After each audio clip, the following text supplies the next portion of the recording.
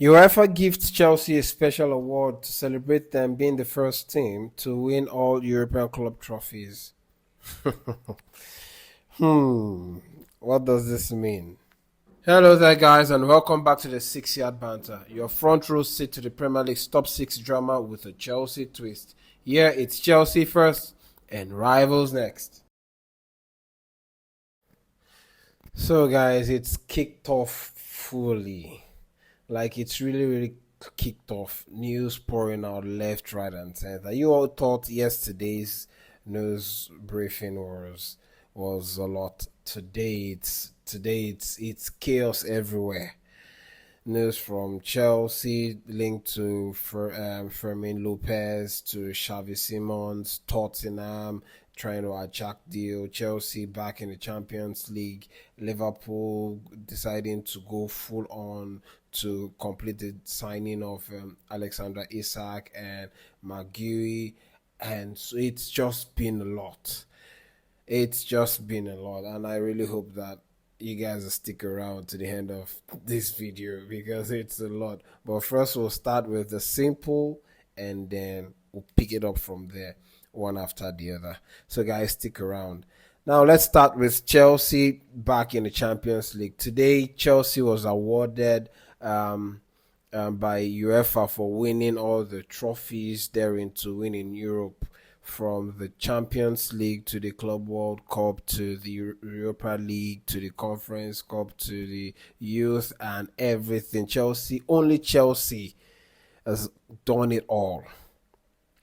And we're awarded the team, we're given a plaque, and this is just it.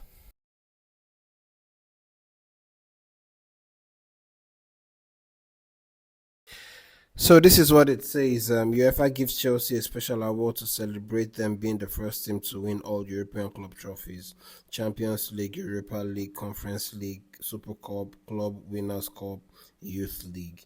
Only Chelsea has done this. And this is what Ben Jacob posted as regards it. Chelsea presented with an award for winning every UEFA club competition trophy. Chelsea president and CEO Jason Gannon on stage to collect it on behalf of the club. On behalf of the club of over 120 years at Chelsea, thank you from us. I would say this validates the success of our young squad in European competition, or campaign rather. It's such a special moment for our young squad, as is being the youngest squad in the Premier League history to qualify for the Champions League. And just after this, there was the president, UEFA president, um, had something else to put on it.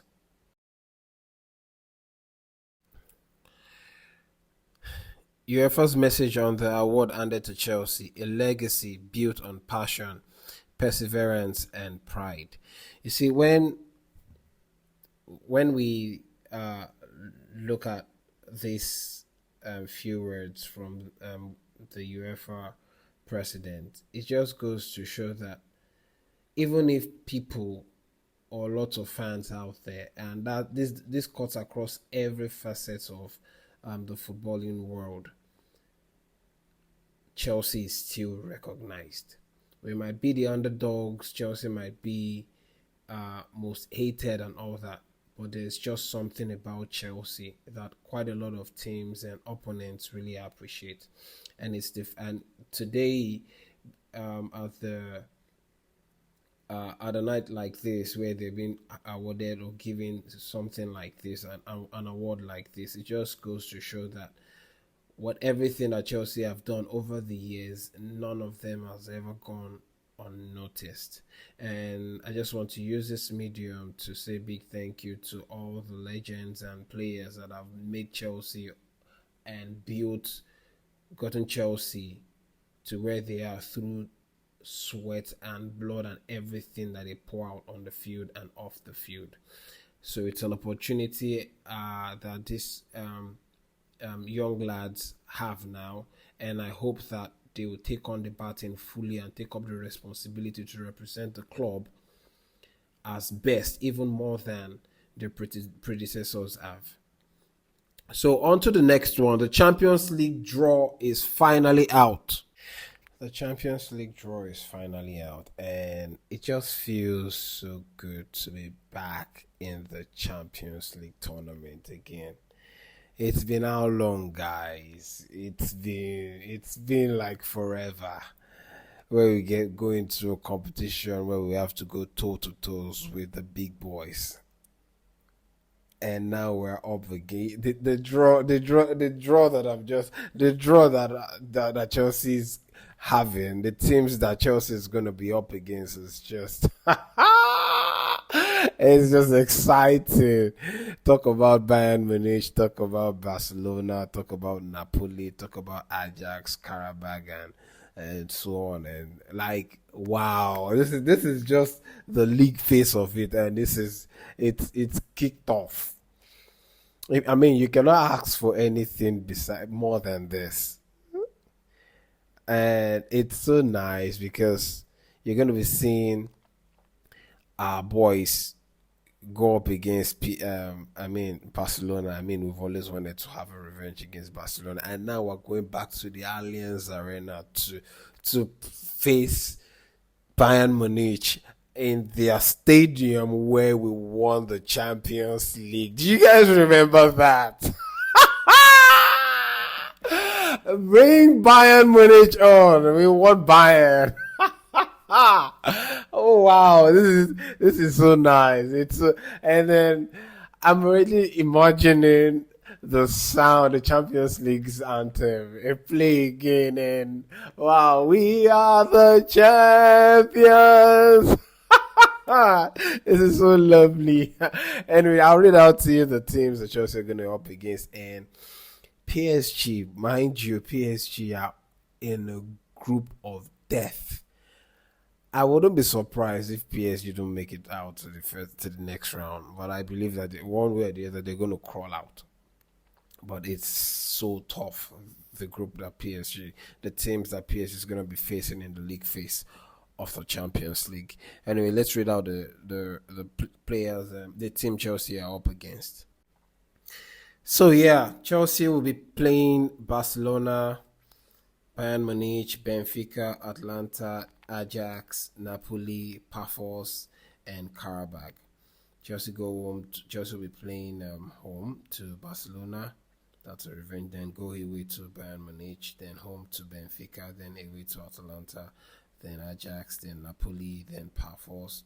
We're going to be having a familiar face when Pafos come to Stamford Bridge, in the person of one of our players who won the Champions League for us. Yeah, I think David Luiz was one of the players who won the Champions League in the Allianz Arena against Bayern Munich.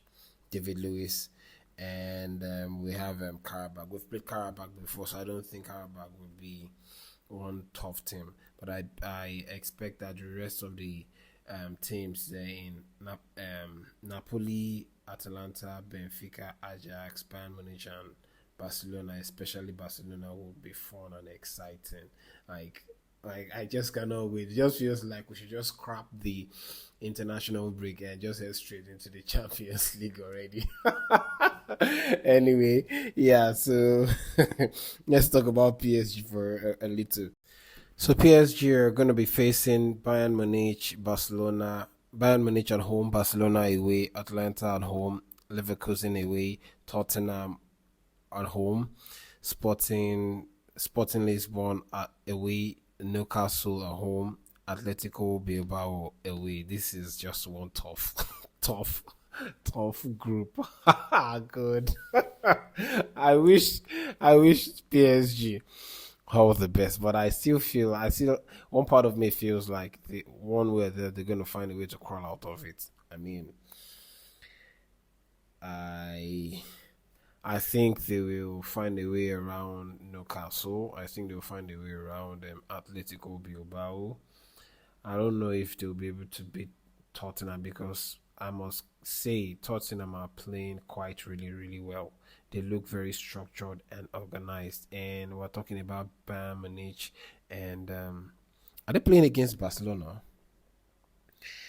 Yeah. So it's a lot. I feel like they will conveniently be able to handle Leverkusen. The rest, I think it's gonna be sweat, tears, and blood. It's gonna be everything or nothing. Yeah. So let me know what you guys think about the Champions League draw and what you think would be Chelsea, what Chelsea will be coming out with. And I feel like these teams that Chelsea are up against, there's a pattern, and it's reminiscent or it's similar to the teams that Chelsea played to lift the Champions League trophy in 2012, where we played against Benfica, we played against Napoli, where Drogba we had to come back from behind against Napoli.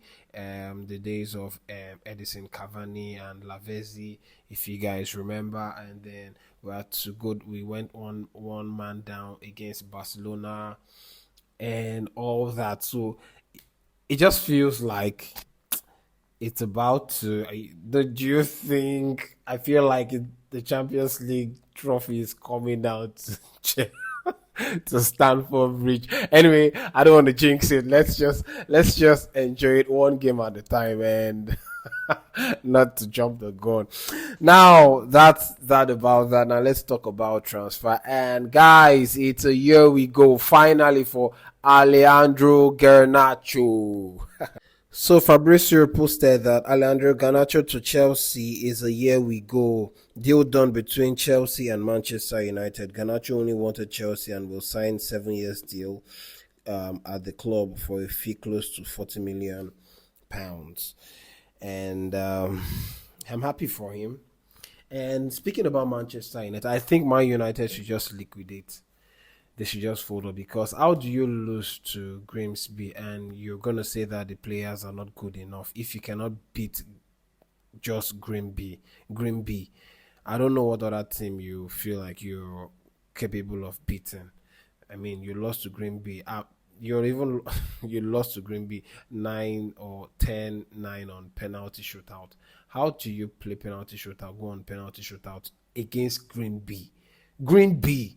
At this point, you guys should just close up shop, pack up, and just go home. You should not even take part in the rest of the Premier League competition this season. Just go and prepare for next season, 2026/2027, because it's ridiculous to think that you guys have anything to offer this season.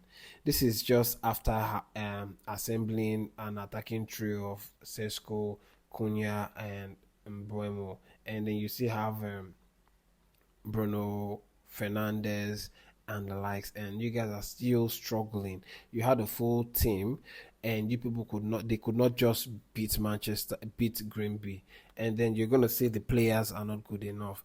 I think it's finally come to light. I think this is where I'm drawing the curtains and bringing my conclusions to that. Man United hold players back. Players do not do so well in an environment as Manchester United.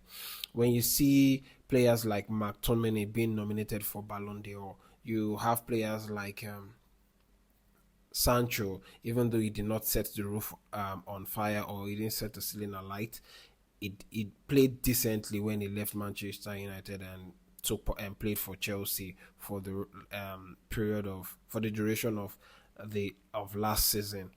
And I feel like every player now we're talking about, we also have Anthony left Manchester United for loan to Real Sociedad, and you see how it transformed totally. It was different from the Anthony that was at Manchester United. So with all that is said, I believe that Manchester United as a whole is holding back players, and I do not know how. I think it has to do with a mental thing right now. I think it's beyond the physical. I think it has to do with the mindset and the mentality. The mentality of the old players in Manchester United is completely down, and I don't know what they're gonna have to do to revive Manchester United. The player, that team, just liquidate. All right, just liquidate. Anyway, you're 40 million pounds rich after completing the deal for this sanctioning the sale of Garnacho to Chelsea. So congratulations on that, but do yourself a favor and liquidate. Let me know what you guys think about Chelsea, Alejandro joining Chelsea. I feel like there's a player in there, and I'm relaxed because he has a fellow countryman in Enzo Fernandez who would actually let him understand what it means to play in Chelsea as in being an institution as Chelsea, because you require it. You can see how the atmosphere is at Chelsea compared to what it is at Manchester United, and it's not going to be nice for one player to come and poison or mess up the atmosphere. So I hope that Enzo Fernandez is going to do so well, or try his hardest to keep Garnacho grounded. And with someone like Maresca, who's good at building players, I want to believe that having Garnacho under his wing will also be good for Garnacho at the same, because he has someone who's going to spend time teaching him and helping him understand what is required of him in certain areas of the game. So let me know what you guys think about that, and let's talk about the most interesting one, which happens to be Xavi Siomns. Boy, oh boy, it's been a lot today, and this video might actually drag on to 25 minutes if at best, at the least 25 minutes. And when you guys just do your best to try and see the video to the end, and let because it's a lot.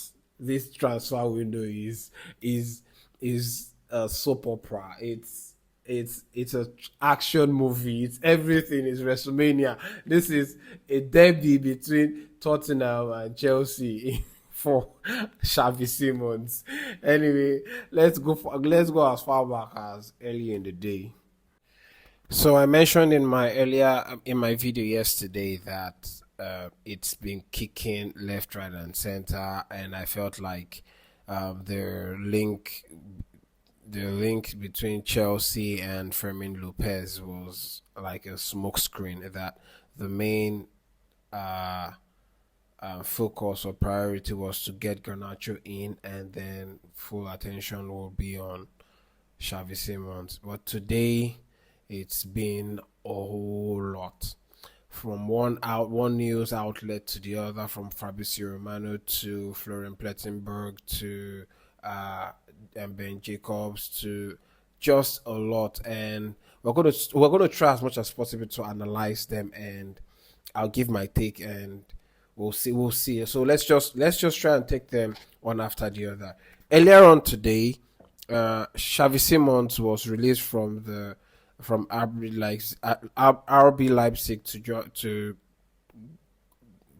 go down to travel down to London to resolve his for 48 hours to have his future resolved. And if it was unresolved at the time, after the 48 hours, it was going to be integrated back into the RB Leipzig's team, and then probably take part in the game on in the weekend.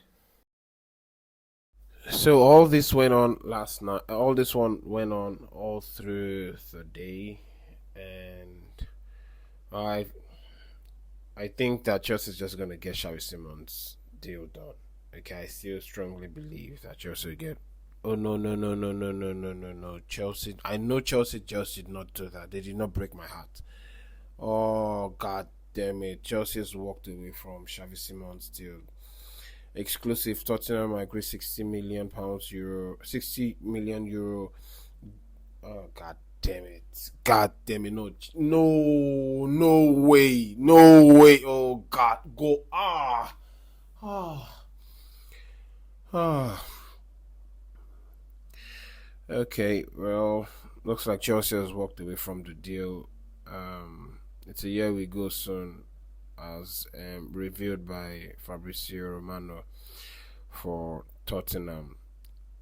Xavi Simmons agreed to join Tottenham.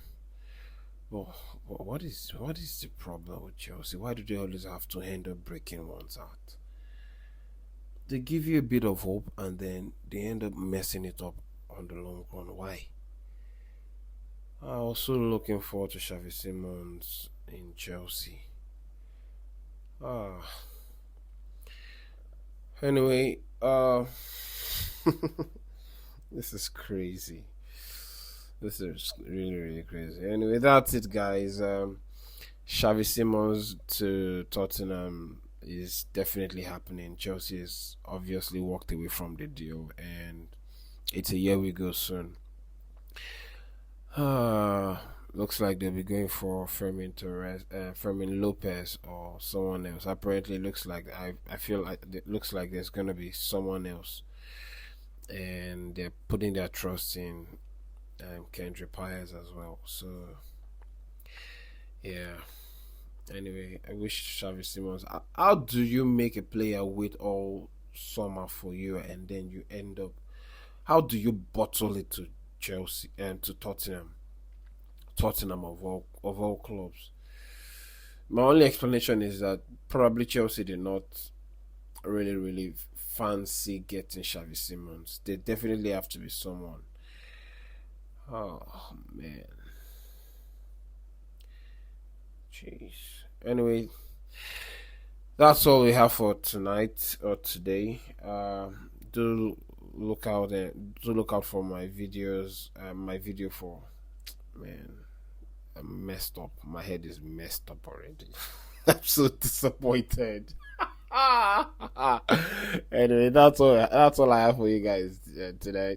I'll be posting another video in the closing hours of today, with regards to the game between Chelsea and Tottenham tomorrow.